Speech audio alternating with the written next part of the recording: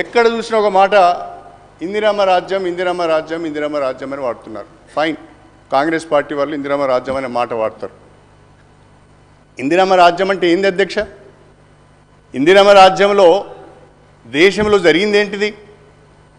రాష్ట్రంలో తెలంగాణ తొలిదశ ఉద్యమం 1969లో వచ్చింది. తెలంగాణ మలిదశ ఉద్యమం 2001లో వచ్చింది. అప్పుడు ఇప్పుడు రాష్ట్రంలో కేంద్రంలో కాంగ్రెస్ పార్టీ అధికారంలో ఉన్నది. తెలంగాణ ప్రాంతానికి కాంగ్రెస్ పార్టీ న్యాయం చేయడం లేదని, నీళ్లు నిధులు నియామకాలలో తెలంగాణ పట్ల వివక్ష కనబరుస్తున్నదనే కదా, ఇందిరమ్మ రాజ్యం మాకు వద్దనే కదా కాంగ్రెస్ పార్టీకి వ్యతిరేకంగా, కాంగ్రెస్ ప్రభుత్వాలకు వ్యతిరేకంగా ఈ ప్రాంతంలో ఉద్యమాలు వచ్చాయి.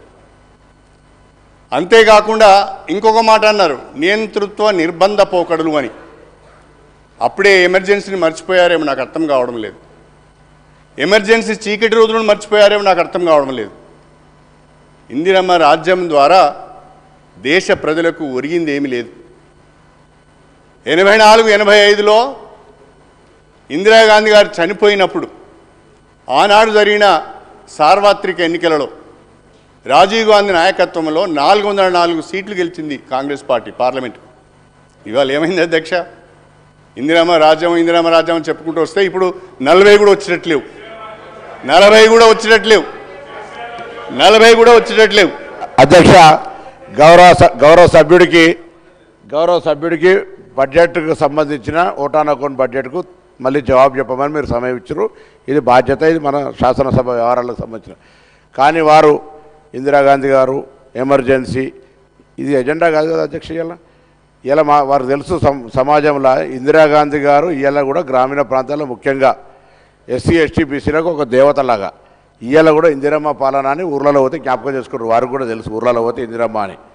ఇలా మన స్వతంత్రం వచ్చినాడు 1947లో ఈ దేశంలో గుండు సూది తయారు చేసుకుందాం అంటే కూడా మనకు పరిస్థితి లేదు అధ్యక్ష. మీకు తెలియదు కాదు కదా చరిత్రలో. ఇలా భారతదేశం ఎక్కడ స్థానంలో ఉన్నది అధ్యక్ష?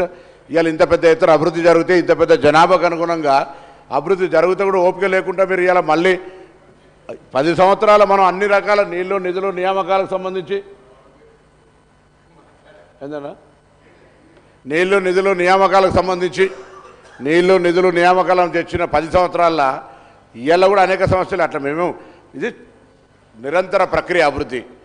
మేము చేసింది ఇవాళ మీరు తిరుగుతున్నా మీకు అవకాశం రావడానికి కారణమైన ఆర్టికల్ 3తో సహా అన్ని రకాల భారత ప్రభుత్వంలో ఆనాడు ఇందిరమ్మ నెహ్రూ గారి పంచవర్ష ప్రణాళిక లేకపోయేదంటే దేవాలయాలు ఐఐటీలు ఐఐఎంలు అనేకమైన కార్యక్రమాలు. ఆనాడు నెహ్రూ గారేమో ప్రాజెక్టులు అన్ని దేవాలయాలంటే అన్ని ప్రాజెక్టులు ఏటీఎం అని ప్రధానమంత్రి గారు అంటారు.